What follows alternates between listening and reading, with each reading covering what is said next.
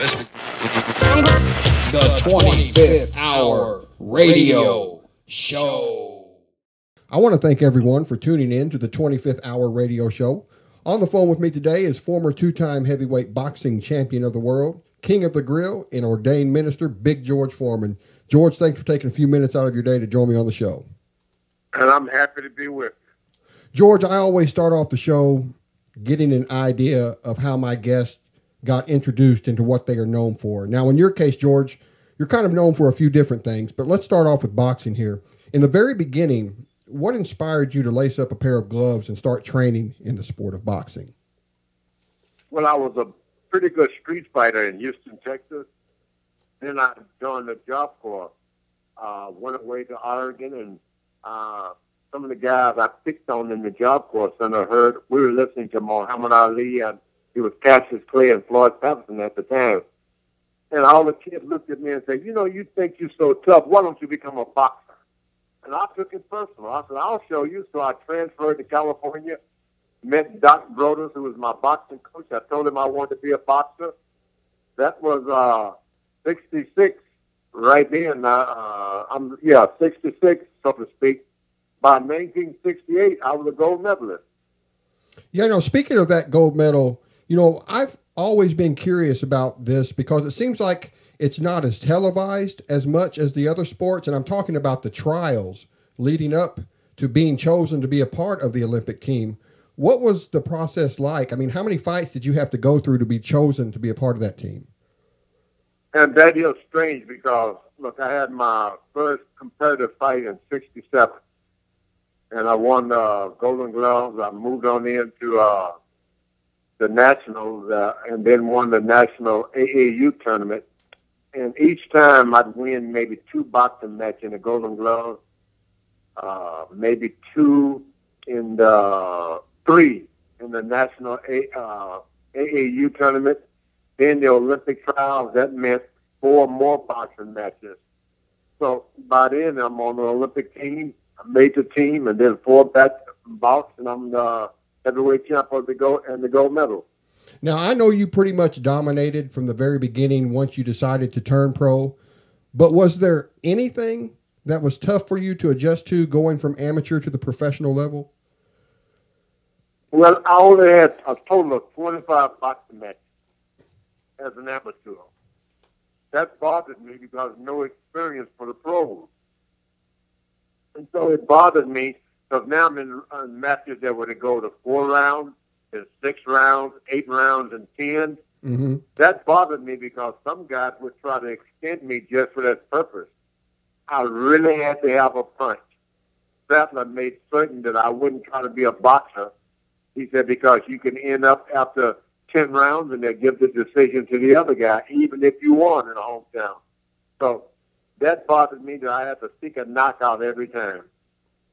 You know, George, I was reading over some of the things on the George Foreman Wikipedia page, and it states that back in the day that sometimes you were characterized by the media as being antisocial and always wearing a sneer and not often available to the press. Now, surely not, George. That doesn't seem like the George Foreman of today. Is that true? Well, Dick Sattler, my initial original boxing trainer and manager, was also the manager and trainer for Sonny Liston.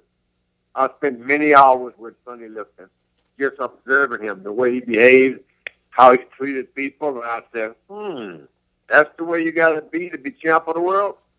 I went beyond him. I just, you imitate someone so long, after a while, you become that person. Absolutely. I wasn't a nice guy. You know, I'm not going to dig into your actual fighting career because you absolutely have to be from another planet if you don't know the huge fights you have been involved in. But I do want to talk about the grill, George. Everyone I know has a George Foreman grill. Everyone.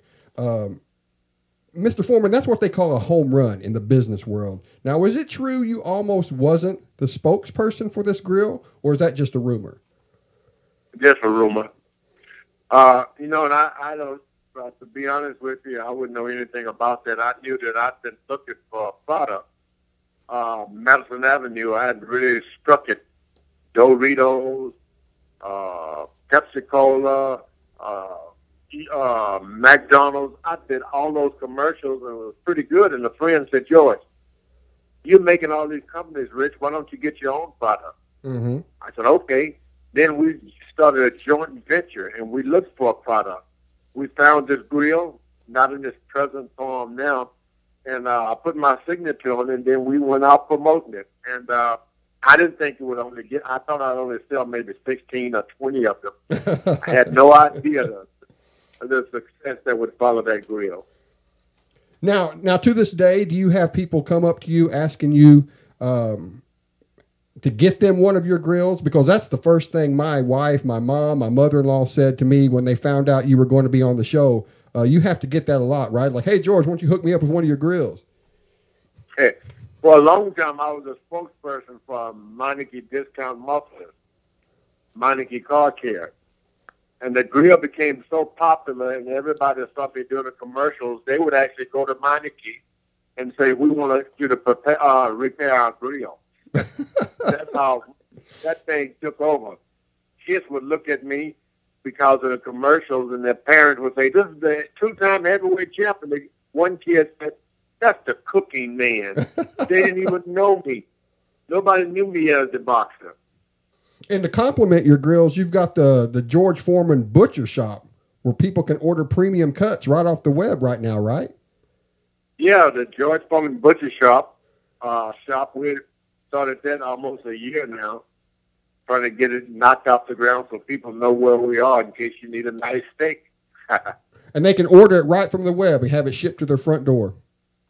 Right to the front door. That's the good thing about that butcher shop. Anybody can order from anywhere in the country and have it delivered. Now, George, next couple of days too.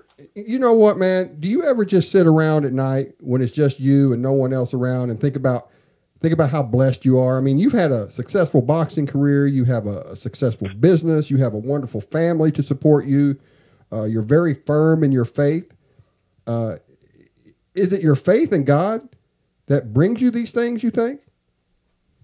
Yeah, I retired in 77, and I left boxing because I had this tremendous experience. So I was dead and alive in a split second, screaming, Jesus Christ, come alive in me. And I didn't believe in religion, and I really thought it was stupid people who did. I had no idea that was really God. I found that out for a fact. I changed my mind about a lot of things. I changed my life. Then I started to work. You make a lot of friends. Success is just around the corner. That's all there is to it. I didn't have any friends previously, but I made a lot of friends afterwards. How has that affected your life since you have given your life to Jesus Christ ever since? I mean, how has it changed? I mean, you mentioned that you didn't have any friends. No, I didn't have any friends, and only because I didn't act like I wanted to be the one friend. But after that experience, and I realized people really can die, I didn't think I could die. You know, you go through a period when you're young, you don't even think you can die. Oh, yeah, you're invincible. Yeah, and then I had that experience. I just said, well, it could have been anything, but the smell of death never leaves you. And you go around, the first thing you want to do is tell everybody, hey, I care about you. I'm sorry if I did wrong in the past. And you shake hands. You look up, it's 10 years, and that's who you really are. You're not somebody trying to do something. You are that person. And then in the ministry, you start doing weddings. I was ordained in the 70s. Start baptizing people. I start doing weddings, and then, of course, funerals. I don't like those. Yeah. But it becomes who you are, and it made a better person for me. And success comes because you really got to work. Man, you pray hard, but you got to work. Yeah, you know, that was going to be my next question for you. I was going to ask you that, you know, that you go out and you share your testimony with others. And this is something that you don't necessarily keep to yourself. And you are an active and working minister. How fulfilling is that, as far as all the things you've done in life, how fulfilling is it to be a minister and to share God's love with everyone in the importance of the things that you have accomplished so far? Yeah, it means it's really my vocation. I mean, that's who I am. If you ask me, what in the world do you do, George? I did moonlight as a boxer and a grill salesman. But in reality, my profession is that of an evangelist. That's what I do. And that's what I love. You know, and on top of all that, before we start to bring things to a close, I do want to talk about your series that just wrapped up on NBC, Better Late Than Never. How fun was that to be a part of? And that's something I'd never done since the day I was like 17 in boxing. I started traveling this place for a Golden Glove tournament, AAU tournament, Olympic gold, Olympic tournament. Traveled the whole world boxing, trying to accumulate things for your family, your children, your wife, even my parents. I tried to help them out. I never had a nerve to take a month away from everything. We did it in Asia that time. I had the best time of my life. I'd gone to Asia before, but only as a champion, and you can't eat this, you can't eat that. But this time, I let it all hang out. Boy, did I have a ball. Now, did you know any of those guys before the series started? Henry Winkler, I had met just for a second. Said hello to him way back, maybe 20 years ago. Terry Bradshaw, met at the airport one time and said hello, but that's it. Never had any time with them alone. Didn't know them. Really didn't know anything about them. And Captain Kirk. William Shatner? William Shatner was the cream of the crop. The most smart guy you'll ever meet. I mean, he was really nice. I enjoyed him most of all. Jeff Dye, the young fella, I had a lot of time pulling him to the side. But these guys turned out to be some of the best friends one could ever look to find. Now, was it surprising to you how many people recognized you when you were in Hong Kong? I mean, were they recognizing you from your fighting days or from the grill, like you mentioned earlier? And I kept wondering about that. I didn't ask anybody. Yeah. I didn't know. They knew Edward Foreman. I kept thinking, maybe the boxing, maybe they know me as a boxer, so I had to stick my chest out. Then when I realized it was the grill, I could just breathe easy and let my stomach out. That's cool, man. You know, I'm just excited to see what's next for you, George. It doesn't seem like you're slowing down at all. Is there anything on your plate at the moment that you might want the general public to know about? Yeah, we sold over 140 million grills before I sold the company, of course.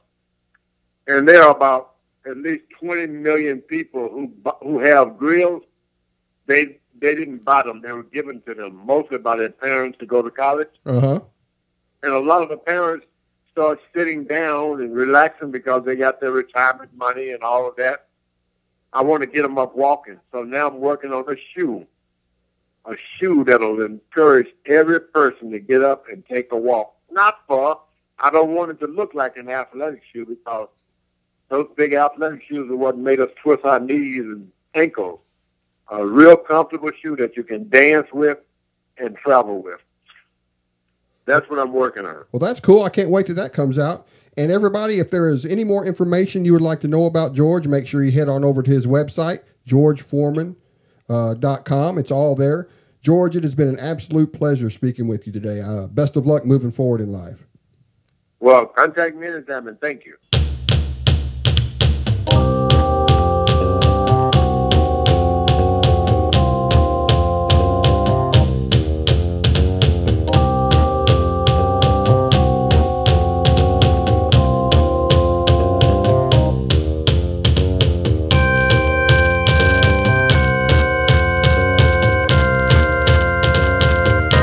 The 25th Hour Radio Show.